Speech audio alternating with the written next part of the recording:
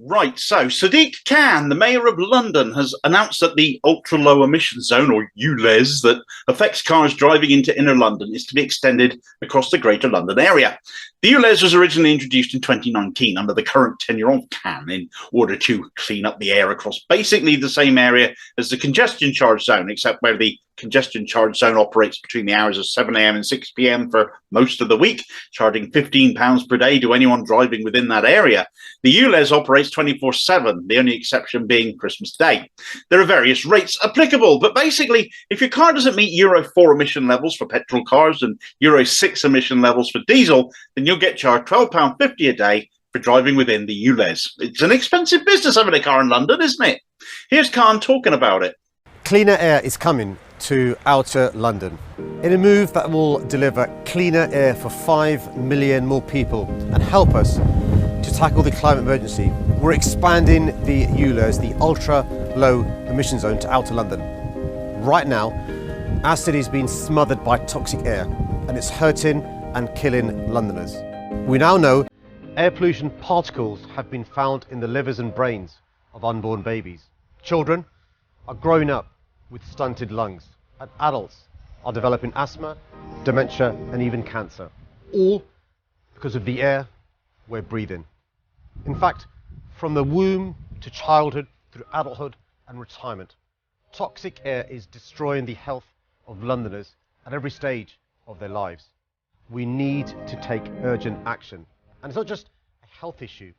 Air pollution is also an issue of social and racial justice, as the poorest Londoners and those from our minority communities who are least likely to own a car are the ones being most severely affected by toxic air.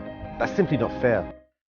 London is apparently being smothered by toxic air. Khan is putting this forward to allegedly do his bit for the climate emergency. He talks of particulates being found in the brains and livers of unborn babies, adults developing dementia and cancer from it, kids growing up with stunted lungs. Said the poorest Londoners are those most affected because they don't even own cars. Now, you hear all that and it's enough to scare you to death. But here's the thing, though. Right now, the ULEZ affects inner London only, as densely populated and built up as it is. If you can afford to live in inner London, you're probably doing quite nicely for yourself.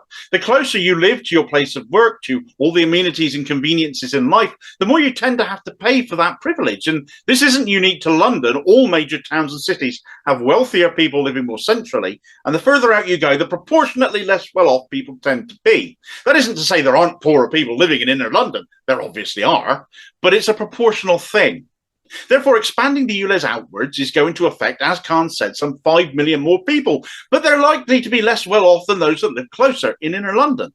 Now, people in inner London, being closer to all the commuter links London has to offer, likely don't need cars as much. But the further out you go, the more that picture changes. A combination of being less well off and more likely to need a car, less built up, more residential areas too, means that will be affected by the newly expanded ULEZ zone, set to come into force next August. They will be the less well-off Khan is claiming to be thinking of. This measure is set to impoverish more people further in an area where the cost of living is already significantly higher than elsewhere in the country, and will drive the least well-off away, simply unable to afford to live even in the Greater London area, where currently almost a sixth of the entire population of the UK lives.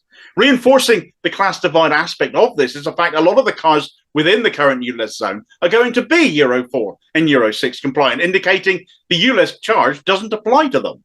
According to an Evening Standard article, some 96% of cars don't pay the ULEZ charge. Essentially, every petrol car registered since 2005 will likely be Euro 4 compliant, and every diesel since 2015 will be Euro 6 compliant. So it's less wealthy people with older cars living further out that are more likely to be hit with this charge. Well, people aren't stupid either. Khan put this proposal out to consultation via Transport for London to gauge public reaction, stating he would abide by public opinion, and some 60% of respondents apparently said, no, we don't want it. Khan has chosen to ignore that because it wasn't the result he wanted, and is why it's being reported by Labour insiders. They are now saying that Khan has lost London come the next mayoral election. You don't win people around by ignoring what they're saying and by not keeping your word. And you're giving the Tories, who you'd think would come up with a policy to make the poor poorer, rather than it being Labour, an opportunity to say that that's exactly what Labour are doing and declaring their opposition to it to win votes. Perhaps he's thinking if Starmer can get away with being a two-faced twant and still have a double figures poll lead, so can he. Khan is very much of that faction after all. He's in for a shock if so, though. This won't just affect people entering the new ULEZ zone as well. It'll be the people resident within it. The school run might suddenly cost you £12.50 a day. If you're a white van man with a diesel older than 2016, you're charged as soon as you leave home. The same could equally be said of teachers needing to transport work and resources, carers going about their business, shift workers, sole traders. Here's a prime example: NHS workers. They work truly horrible hours, as we all know, that regularly change, that disproportionately require their own transport due to that, and would therefore be targeted more heavily by this ULEZ expansion. It'd drive people from that profession and others as well who work in similar shift patterns. If you're ill and regularly travel for treatment, you're going to be disproportionately picked on too, particularly with a reduced income as you'd be more likely to have, making you more likely to have an older vehicle, more likely to need your own vehicle, particularly since public transport may not be suitable for you. The clinically vulnerable, for instance, risen to prominence since the pandemic, have problems using public transport.